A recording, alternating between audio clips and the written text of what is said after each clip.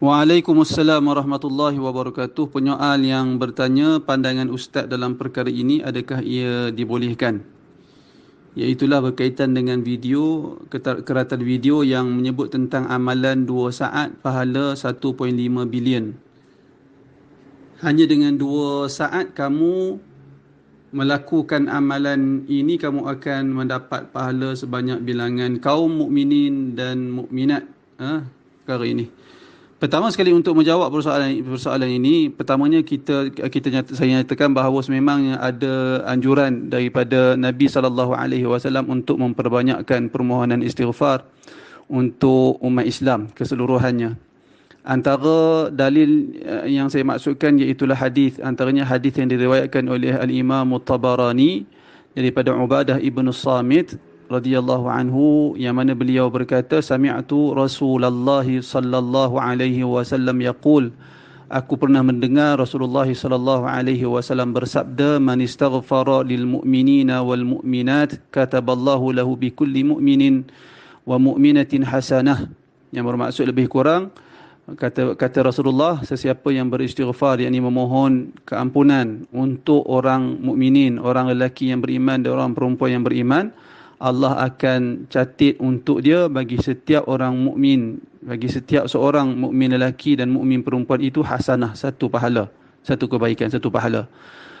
Dan Al-Imam Al-Haythami dari mazhab Syafi'i, ulama hadis, salah seorang ulama hadis dalam mazhab Syafi'i, beliau berkata dalam kitab beliau Majma'uz Zawaid, beliau berkata isnaduhu jayyid, hadis ini sanadnya baik.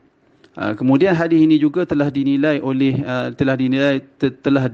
sebagai hasan oleh Syekh Nasiruddin Al-Albani rahimahullah.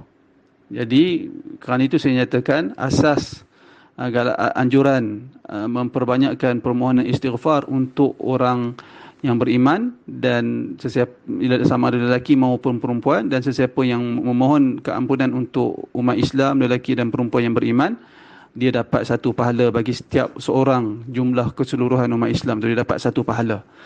Itu yang pertama. Yang kedua, setakat yang saya dengar ada macam, saya tak sekali je saya dengar video itu, tak sempat untuk saya dengar banyak kali.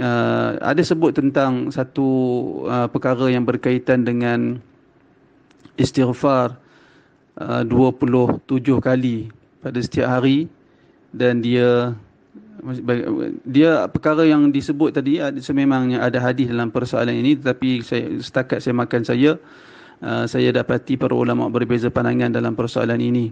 Hadis yang saya maksudkan iaitulah hadis yang juga diriwayatkan oleh Al-Imam Tabarani daripada Abu Darda radhiyallahu anhu, di mana kata Abu Darda, Nabi SAW bersabda, man istaghfarallahu 27 marrah kulla yawmin lil mu'minina wal mu'minat kana minal ladzi yustajabu du'auhum wa yurzaqu bihim ahlul ardi wa binuzulil matari wa ghairihi. Yang bermaksud lebih kurang, sesiapa yang memohon keampunan kepada Allah sebanyak 27 kali dalam setiap hari untuk orang-orang lelaki yang beriman dan orang-orang perempuan yang beriman, maka orang yang melakukan hal sedemikian, memohon istighfar 27 kali tadi ini untuk orang lelaki dan perempuan yang beriman, dia itu dari kalangan orang-orang yang dimustajabkan doa mereka dan diberikan rezeki dengan sebab mereka kepada penghuni bumi dengan diturunkan hujan dan seumpamanya. Jadi hadis ini saya nyatakan sebentar tadi, para ulama nampak seperti berbeza pandangan. Al-Haythami sendiri, ketika dia memberi komentar terhadap hadis ini, beliau berkata fihi Uthman ibnu Abil Atikah. Di dalam sanad hadis ini ada seorang rawi yang bernama Uthman bin Abi Al-Atikah, wathaqahu ghairu wahidin. Dia ni Uthman bin Abi Al-Atikah ini telah dithiqahkan, telah dianggap sebagai seorang rawi yang thiqah oleh lebih dari seorang ulama, wa da'afahu al-jumhur. Akan tetapi majoriti ulama mengatakan Uthman bin Abi Al-Atikah ini seorang yang dhaif. Kemudian kata Al-Haythami, wa baqiyatu rijalihi al-musammina thiqatun. Adapun baki periwayat yang lain dalam hadis ini kesemuanya thiqah. Sekalipun demikian, Syekh Nasiruddin Al-Albani rahimahullah telah menilai hadis ini sebagai dhaif. Kalau kita lihat berdasarkan perkataan Al-Haythami ini, menunjukkan ada perbezaan pendapat di kalangan ulama. Kerana itu saya pun tak sempat semak lebih panjang tentang persoalan ini. Apapun kita tidak bantah perkara-perkara yang seumpama ini, melainkan setelah dibuktikan hadis ini dhaif yang bersangatan sebagai contoh, itu pun kita tak bantah dalam bentuk kalau kita nak bantah pun bentuk dalam bentuk beradab, dan dia tak termasuk dalam perkara yang perlu dicegah.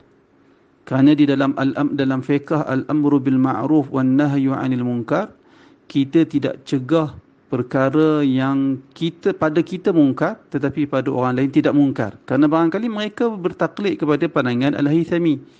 Kerana itu persoalan-persoalan yang seperti ini perlu ditangani dengan mesra, dengan toleransi, kerana orang-orang yang beramal ataupun perkara ini kita nak kata tak ada asas, dia ada asas.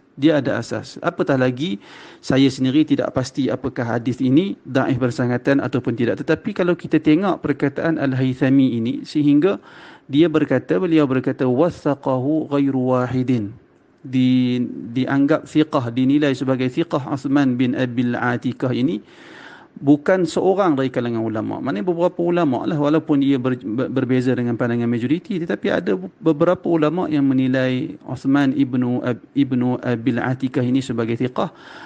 Nampak seperti, ataupun setakat yang saya faham, kita nampak seperti hadis itu kalaupun dhaif yang sedikit sahaja, dhaif yang yasir, dhaif yang sedikit sahaja, maka tidak dibantah sesiapa yang melakukan hal sedemikian. Bahkan kita juga boleh melakukan hal sedemikian kerana mengharapkan kelebihan dan pahala yang berlipat kali ganda yang dijanjikan di dalam hadis tersebut. Apatah lagi asas amalan itu disokong dengan hadis yang sahih, yang telah dinilai sahih oleh ramai para ulama. Hadis yang saya sebut di awal tadi. Wallahu ta'ala